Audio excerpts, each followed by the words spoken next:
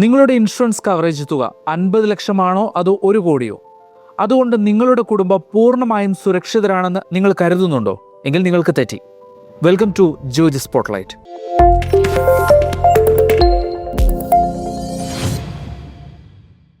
ഇന്ന് നമ്മൾ സംസാരിക്കുന്നത് നമ്മളിൽ പലർക്കും സംഭവിച്ചേക്കാവുന്ന, ഒരുപക്ഷെ സംഭവിച്ചുകൊണ്ടിരിക്കുന്ന ഒരു വലിയ അബദ്ധത്തെക്കുറിച്ചാണ്. 35 വയസ്സുകാരനായ ഒരു വ്യക്തിയുടെ കഥ കേൾക്കാം. 50 ലക്ഷം രൂപയുടെ ഒരു ടേം ഇൻഷുറൻസ് പോളിസി എടുത്തപ്പോൾ ആ വ്യക്തി വളരെയധികം സന്തോഷവാനായിരുന്നു. തൻ്റെ കുടുംബം സുരക്ഷിതരാണെന്നൊരു സമാധാനം അയാൾക്കുണ്ടായി. ഇൻഷുറൻസ് ഏജൻറ്റും കൂടെ ജോലി ചെയ്യുന്ന സീനിയറുമൊക്കെ പറഞ്ഞത് ഈ തുക ധാരാളമാണെന്നാണ്. മാത്രമല്ല, പ്രീമിയം അടയ്ക്കാൻ അദ്ദേഹത്തിന് യാതൊരു ബുദ്ധിമുട്ടും ഉണ്ടായിരുന്നില്ല. എന്നാൽ 4 വർഷങ്ങൾക്ക് ശേഷം ഭാര്യയുമായി ചേർന്ന് തങ്ങളുടെ സാമ്പത്തിക കാര്യങ്ങൾ അനലൈസ് ചെയ്തപ്പോഴാണ് അദ്ദേഹത്തിന് ആ വലിയ സത്യം മനസ്സിലായത്. തൻ്റെ 50 ലക്ഷത്തിൻ്റെ കവറേജ് ഒന്നിനും തികയില്ല. തനിക്ക് നാളെ എന്തെങ്കിലും സംഭവിച്ചാൽ നിലവിലെ ചിലവുകൾ വെച്ച് നോക്കുമ്പോൾ വെറും 7 വർഷത്തേക്ക് മാത്രമേ ഈ തുക തികയൂ. കുട്ടികളുടെ വിദ്യാഭ്യാസം, ഭാര്യയുടെ ആവശ്യങ്ങൾ, ഹോം ലോൺ, ഇൻഫ്ലേഷൻ ഇതൊന്നും ആ 50 ലക്ഷത്തിൽ ഉൾപ്പെട്ടിരുന്നില്ല എന്നതാണ് യാഥാർത്ഥ്യം. അദ്ദേഹം മാത്രമല്ല, ഇന്ത്യയിലെ ഒട്ടുമിക്ക കുടുംബങ്ങളുടെയും അവസ്ഥ ഇതാണ്. ഒറ്റ നോട്ടത്തിൽ വലുതെന്ന് തോന്നുന്ന ഇൻഷുറൻസ് തുകകൾ അടിസ്ഥാനപരമായ ചില കണക്കുകൂട്ടലുകൾക്ക് മുന്നിൽ തകർന്നടിയും. എവിടെയാണ് നമുക്ക് പിഴയ്ക്കുന്നത്? ലൈഫ് ഇൻഷുറൻസിൻ്റെ കാര്യത്തിൽ നമ്മൾ പലപ്പോഴും കൃത്യമായ കണക്കുകൂട്ടലുകൾ നടത്താറില്ല. മറിച്ച് ചില ഊഹങ്ങളെ ആശ്രയിക്കുകയാണ് പതിവ്.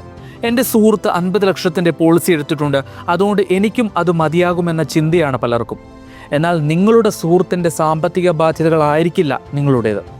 അവർക്ക് സ്വന്തമായി വീടുണ്ടാകാം, നിങ്ങൾ EMI അടയ്ക്കുന്നവരാകാം.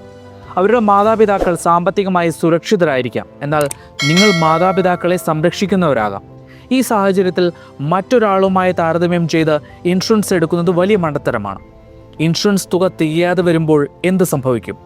നേരത്തെ പറഞ്ഞ 50 ലക്ഷത്തിൻ്റെ കവറേജ് തന്നെ ഉദാഹരണമായി എടുക്കാം. അയാൾക്ക് എന്തെങ്കിലും സംഭവിച്ചാൽ 30 ലക്ഷം രൂപയുടെ ഹോം ലോൺ അടച്ചു തീർക്കണം.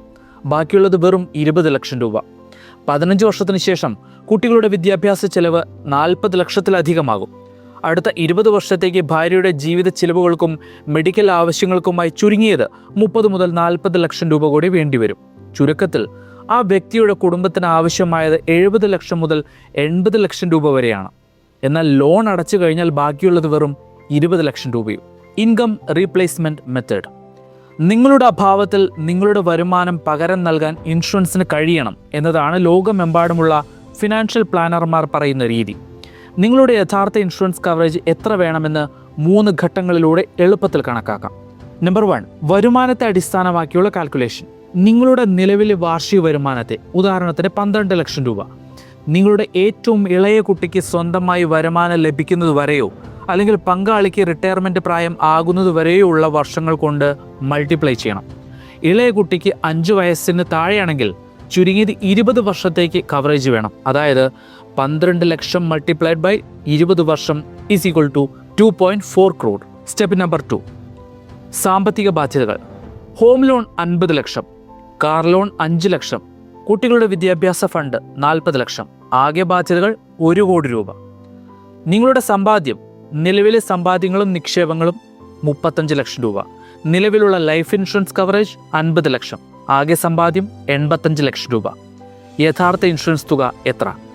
വരുമാനം പ്ലസ് ബാധ്യതകൾ മൈനസ് സമ്പാദ്യം, അതായത് 2.4 കോടി പ്ലസ് 1 കോടി മൈനസ് 85 ലക്ഷം, അതായത് 2.55 കോടി രൂപ. ഇതൊരു വലിയ തുകയായി തോന്നാം.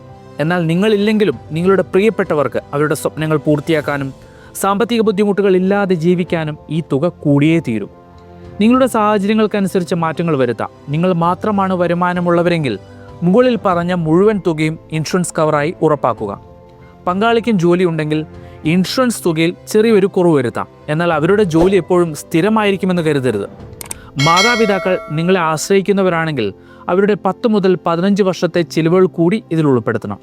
നിങ്ങൾക്ക് വലിയ നിക്ഷേപങ്ങൾ ഉണ്ടെങ്കിൽ, പെട്ടെന്ന് പണമാക്കി മാറ്റാൻ കഴിയുന്ന നിക്ഷേപങ്ങൾ ഉണ്ടെങ്കിൽ ആ തുക ഇൻഷുറൻസ് കവറേജിൽ നിന്ന് കുറയ്ക്കാം. പക്ഷേ റിയൽ എസ്റ്റേറ്റ് ഇതിൽ ഉൾപ്പെടുത്തരുത്. ഇൻഫ്ലേഷൻ എന്ന യാഥാർത്ഥ്യം. 6 മുതൽ 7% വരെ ഇൻഫ്ലേഷൻ കണക്കാക്കിയാൽ ഇന്നത്തെ 50 ലക്ഷം രൂപയ്ക്ക് 10 വർഷം കഴിഞ്ഞാൽ 25 ലക്ഷം രൂപയുടെ മൂല്യം മാത്രമേ ഉണ്ടാകൂ.